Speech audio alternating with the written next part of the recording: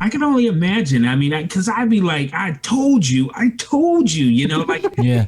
You know People they want us. They want us. They came in. They want us. You know, and for me, I can tell you, you know, as you know, from one creator to the, you know, to the next, what I appreciated your whole tapestry.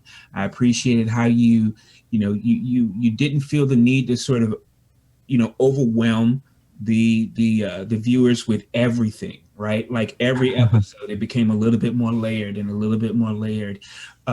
know, and so I understood like the worldview. I understood like, okay, like Trese comes from this long line of, you know, of ass kickers, basically, right? Like, you know, so it's only natural that she can put it down, you know. So I, you know, and so for me, I was like, man, like I can tell you, and I don't know whether or not this was something that you constructed or not, but the first thing I thought after I finished episode 6, which, hey, what's up with 6 episodes, but we'll get to that a little later. Yeah, we'll talk about that. We'll talk about it. Yeah, you know, for real. I was like, I can't get to 8. Like, I get to 8. But, you know, I felt like what I want to do now is I want to read your comics. I do. Thank you. You know, and I think that's possibly sometimes the best the best thing like a show like this can do for you is get people sort of interested in the core material. You see what I'm saying?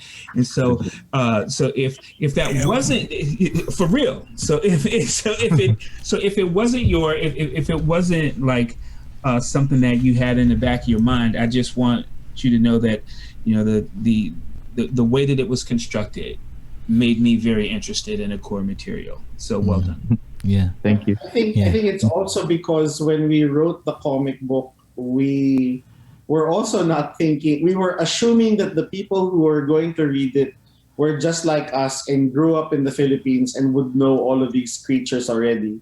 So in writing it, we didn't go into, you know, your typical caption boxes that say, you know, the tikbala, a horse-like creature. That, you know, we didn't have to do your with Chris Claremont, you know, Wikipedia entry on this. It made me do research. Honestly. Yeah, you know, it really did, because I was like they're talking about this, like this is some real ish, like, you know what I'm saying? Like, you know, it didn't sound, it didn't ring like it was manufactured. It felt like this is some things that people accept, you know, because I guess the thing that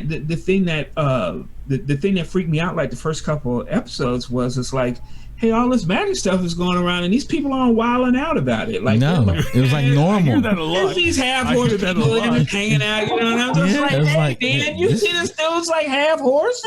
Yeah. You know, like, what's going on? You know? Oh, I guess, you know, so to me, I was just, you know, that's what struck me, is I was like, look, I got to do some research, because apparently half-horse people seem to be what's up in Manila. I need to go to Manila, you know? None of the characters felt false. They felt like they belonged. As diverse as it is, it let me know how diverse Manila is, and how accepting of each other they were in this tapestry that you drew and painted for us. I don't know. Oh, I'm sorry, Chad. Go ahead. No, I was gonna lead into the next question. Unless Earl has something, I was gonna dive into another question, because I have another one. I got one.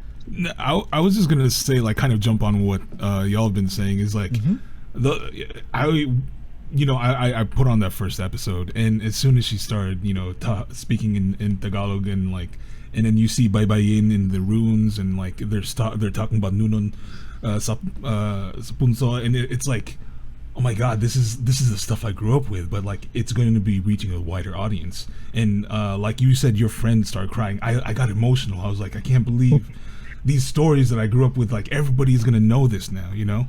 It's crazy, you know.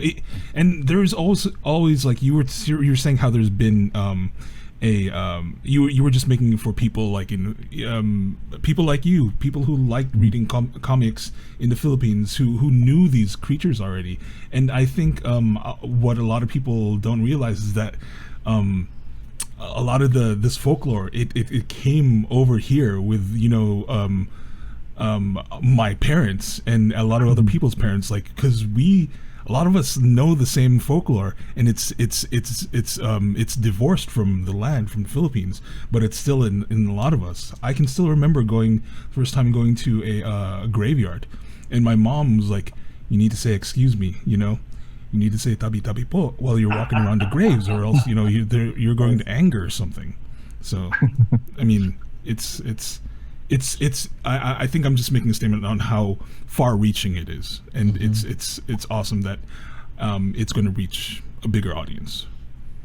It's funny you say that. Exciting part. Go ahead, Budjette. No, just to say that's the exciting part, that now more people will now know to say tabi tabi po, and it's like you know. Usually that's the sort of spiel you have when you have visitors coming to Manila. And now you're going to have visitors coming to Manila going, yeah, I already know that. I looked it up. I was like, what does that mean? I had to go look it up. I think that's a real word. Let me look that up. I think it's honestly like the secret to acceptance, really, right? When people are immersed in your culture, you know, it doesn't seem weird to people anymore. I mean, it just is what it is. And I think that for the people who grew up in the culture, it's affirming, right? It's like I'm, you know, like people see it, people see me, you know, and I am now validated in a medium where I normally don't get the shout outs. You know what I'm saying? I have to look up to other people. And the fact that you guys are creating this tapestry where, you know, where Filipino people not only feel at home, but they feel in charge. Yeah. That is not a small thing, gentlemen. It is not. And you should be very, very proud. I am. And I'm not even. Me too.